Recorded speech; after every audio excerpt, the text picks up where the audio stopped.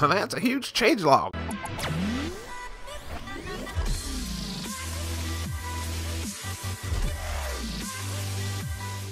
Hey there guys, Skippy here for Skippy 6 Gaming, coming to you from where I left off on yesterday's update news video. Guys, today we are going to be talking about 1.2.10 beta out now. I'm not on the beta right now, but you are familiar with the beta. Beta is the Insider Hub, Minecraft Insider Hub, where Bedrock first came out for testing, and yeah, they've kept it around. This becomes basically the equivalent of snapshots for Bedrock Edition. So today, actually yesterday guys, it came out, and the changelog is pretty big. The one thing is all the YouTubers, including myself, already put out their 2 videos for the day by the time the information came out. So you're gonna see a bunch of people putting out their video this morning. I think Echo already did. I don't know, you'll see Toycat sometime soon probably as well. And yeah, for this one here guys, you know what, it's huge changelog. You're gonna be listening to me chitter chatter for 7 screenshots worth of stuff, but it's definitely well worth it. Let's go for 447 likes. I like that number, super high, but reach for the stars, that's what they say, right? Yeah, so let's do it. I'm pretty safe up here. I'm not gonna really go anywhere. I feel like those husks aren't gonna get all the way up here, so we're good. So let's do it guys. First huge screenshot. So I'm gonna go through it. I'll put a link to this in the description below as well, so if you want to go over there and, you know, peruse this in the future, or just pause it on the screen that I do. So huge changelog number 1. I'm just gonna get my screens prepared. So beta 1.2.10, many screens now respond when a button is pressed instead of released. So now they feel extra responsive. Gamepad cursor sensitivity can now be adjusted in controller settings. Falling on hay bales now reduces fall damage. That's pretty cool too. Increased tick radius range. Okay, so this is pretty cool, which can be adjusted when creating or editing a world. So this is pretty interesting guys. If you follow tick, I totally did a video on ticking area.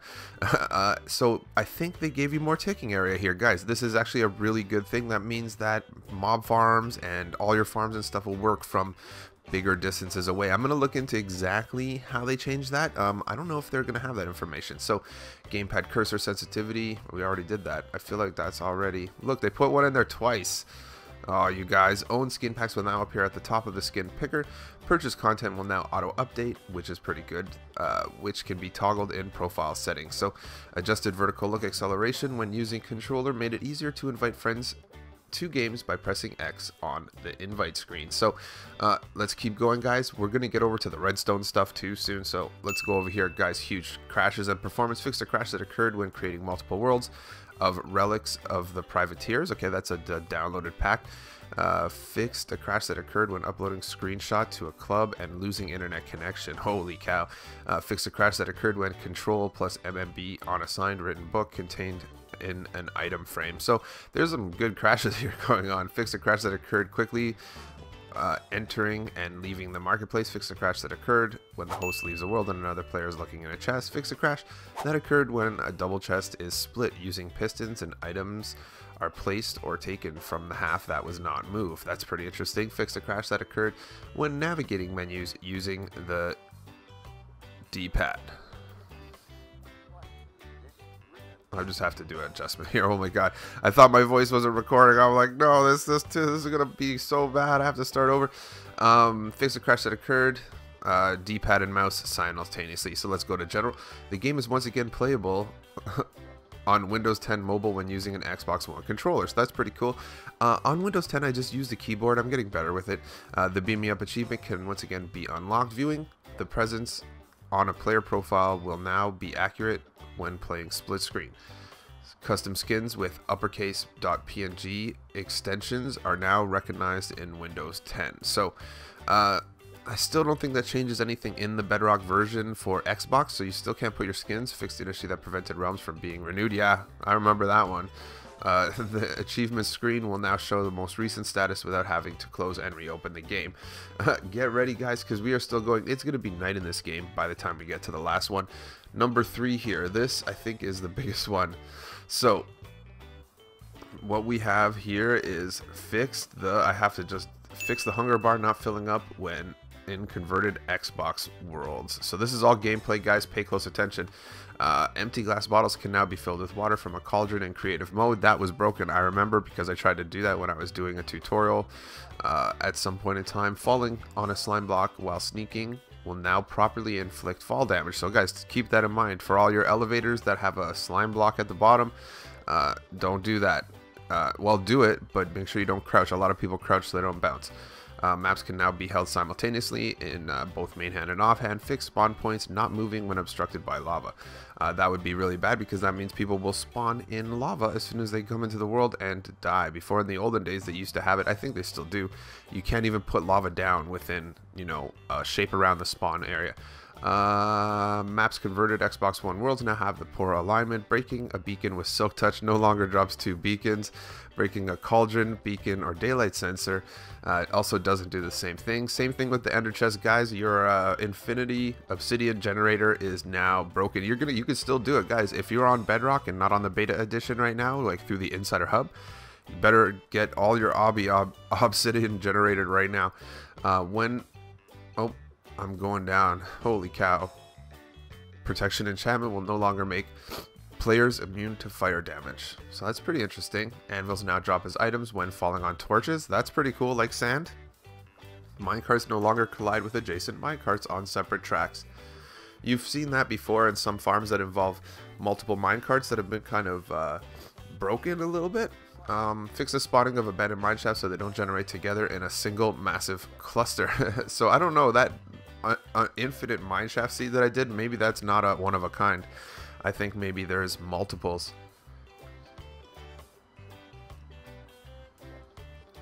Stone slabs and cobblestone walls now have the proper blast resistance. Maps will no longer show a green marker, only for the last map that was placed in an item frame. Activating sneak in a world and quitting no longer causes a player to spawn sneaking in every other world. That's weird. Pressing open chat together with place block on your controller no longer causes place block action to loop, so that would be bad, very bad. Crops will pop out of the ground if the light level is 7 or lower. Do you guys see what that is? That is actually key. That is something that basically broke most nano farms in Bedrock Minecraft, because those farms where you place it and the little thing lights up, it plants enough light for it to plant it, but as soon as it plants it, it becomes too dark and pops automatically. I've done at least 3 or 4 of them, but no, those will work now. So Eyes of Ender and /locate will now point to the right location of the stronghold. Do /locate, I didn't even know that. Fix fire spreading from covered lava. Fix pix block replacing current selected hotbar slot even if others were empty. So that's pretty good. Exploding creepers and beds in the nether can go longer. Ignite TNT in worlds that have TNT explodes turned off. Vines can no longer be placed invisibly under leaf blocks. So that's pretty interesting. Fixed items losing durability when used on other players. And PvP game rule is disabled. Bows will now inflict the same amount of damage to players and mobs. Starting map and bonus chests can no longer be toggled for template worlds. So that's interesting. So I guess if you download a world, it won't have those things anymore.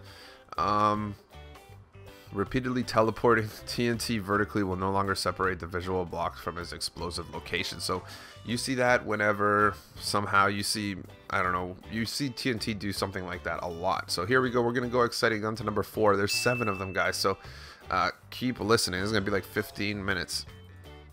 I'm going to try to go faster, but no guarantees. Let's go. I'm just trying to make my screen bigger. So redstone, guys. Fix redstone not powering horizontally adjacent blocks. You think that's funny? I don't know. I would say I don't think it's funny that I've seen that on the last 5 different I've seen this on like 5 different changelogs in a row. Hoppers and droppers can no longer put any item inside a jukebox. That's interesting. Burned out redstone torches will no longer reactivate until they receive a block update or are replaced. So this is actually pretty interesting.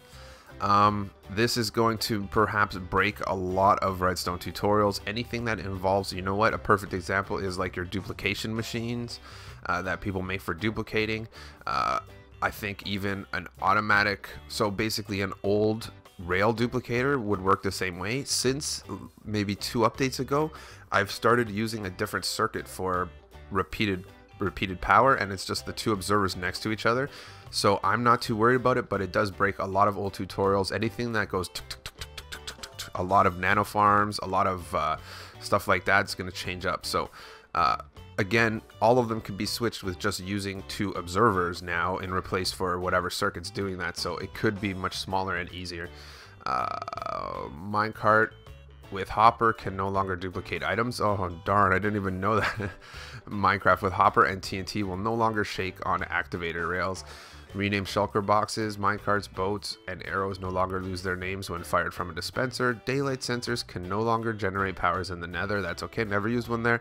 Shulker boxes will no longer be dispensed as items if the dispenser is obstructed. So basically what's happening here is some people, I guess you could shoot out a shulker box out of a dispenser and it would go through the block in front of it and actually create itself on the other side. Undead shulker boxes can no longer be placed inside other shulker boxes using hoppers and droppers. Didn't know about that. That would have been cool. Rails can no longer be duplicated when pulled by 2 pistons simultaneously. So I think what we have here is breaking all the powered rail duplicators that have been out there. I think we'll find a new way though. Mobs and minecarts can no longer activate rails next to them as they try to walk. Mobs. Let's do this, guys. I need a sip of my coffee. We're at 11 minutes and I'm still only on number 4. Holy cow. Baby chickens no longer get stuck in the corners of fences. Cool. Elder Guardian and Zombie Villager eggs can now be obtained with pick block in creative mode. So, that's good, because I'm pretty sure that means you could make, believe me, making zombie villagers, when I did it for my villager farm or whatever to show people how to cure zombie villagers, I had to sit there forever trying to get one to come out of a zombie egg. Endermen that are aggravated will now take fall damage as they should. No longer breaking ender pearl farms. So I like how you see that. That's the first time I've seen in one of these change logs where they've addressed something that changes and actually said, oh, this doesn't break your farm anymore. I feel like honestly up until that line right there that they were intentionally trying to break every single farm as the, you know, the YouTube community created them. Increase the spawn rate of slimes. That's good, because when they increased the mob rate, it just went crazy. Reduce the explosion rate of creepers. Fixed mobs shaking while riding minecarts. They do that. I saw that the other day. Horses can no longer be steered in deep water. Llamas now form a caravan when following llamas on lead instead of acting silly and running around in circles. Okay. Mobs no longer view closed doors as valid paths and shouldn't get stuck when trying to walk through them. Rabbits will now follow players that are holding carrots and flowers in survival mode. Smaller mobs can no longer trample farmland and crops. That's good. Fixed medium slimes not dealing damage to players. Ender mice will no longer suffocate when riding in minecarts and boats that are not on rails or in the water. So again, that's something to do with an enderman farm right there, because a lot of them just put an endermite in a minecart. If they were die, then yeah, that wouldn't work. So cartographer villagers will now give maps for new ocean monuments and woodland mansions that are not in known generated chunks. So that's really good too. Basically, in an infinite seed, who knows how many, you know, woodland mansions there are, and now these maps will show you. Before, it would only show you where you've been. So yeah, fix villager behavior when it's raining so that they disperse to separate houses, because they used to all rush to one. The wither now will face the right direction when attacking. Pigs being steers using a carrot on a stick will no longer jump up slab staircases and simply walk at them. Fix flowers that disappear after being generated with bone meal. Okay, guys, that was number 4. We're on number 5. These ones are smaller, so keep trucking, crafting various improvements to selecting items in the recipe book with touchscreens when using the classic UI. Crafting items, we're literally at 14 minutes of me reading. Holy cow. Jumping on crafting items that used ingredients in the hotbar no longer causes the hotbar to get shuffled when using a controller. Jumping on a horse, donkey, or mule while pushing against the wall with items attached no longer causes black blocks to appear around the wall. Mossy stone bricks can no longer be crafted from themselves and no longer results in the loss of blocks. Enchanted apples can no longer be crafted. That's the big one. This is the big change, basically bringing it in. So enchanted golden apples, guys, gapples, you guys know what they are. They involve, you know, multiple blocks of gold and an apple. So you could get them though. don't let this steer you. They do exist in the game.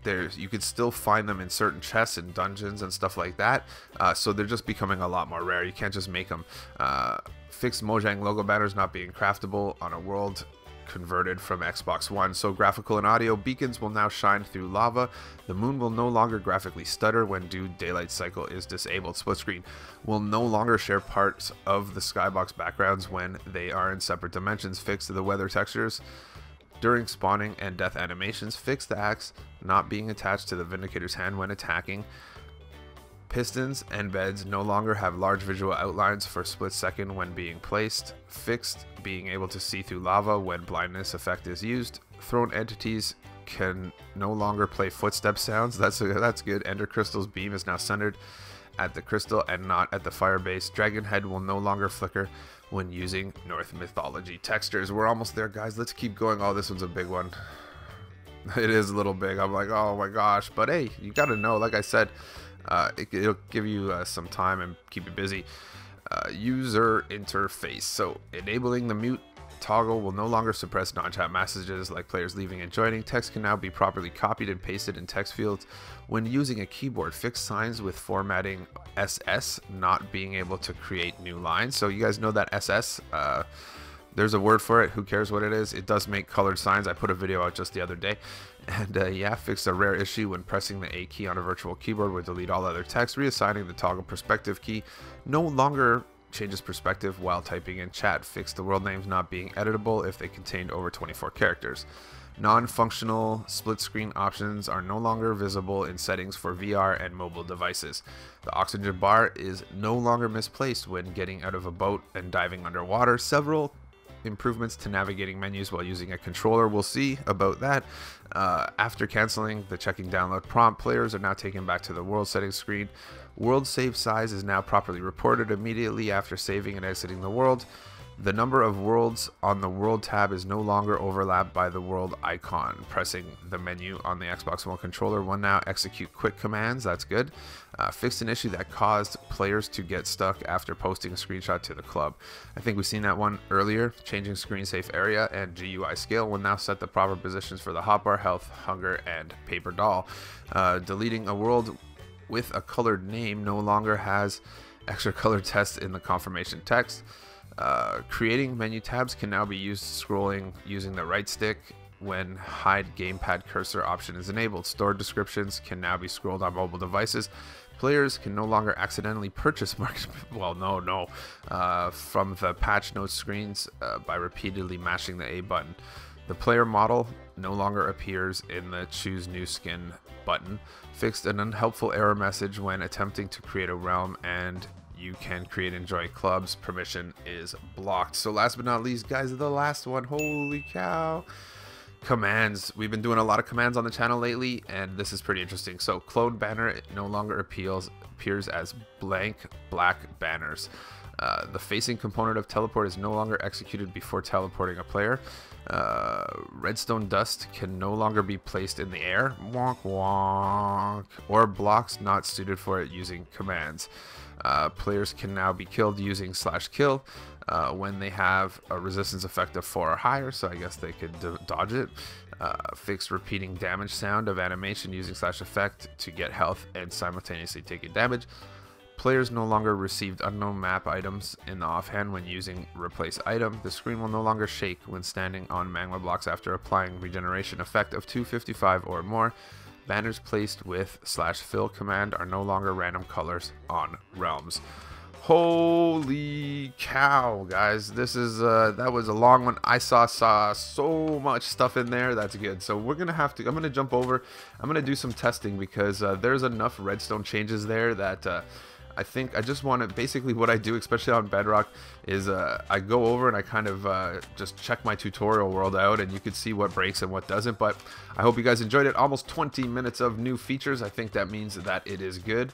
Don't forget to smash and hit and press and click the like and all those things. And yeah, tune in tomorrow for or even later today. I think I'll be doing some sort of tutorial later on, maybe a command block tutorial. And yeah, catch you guys on the next one.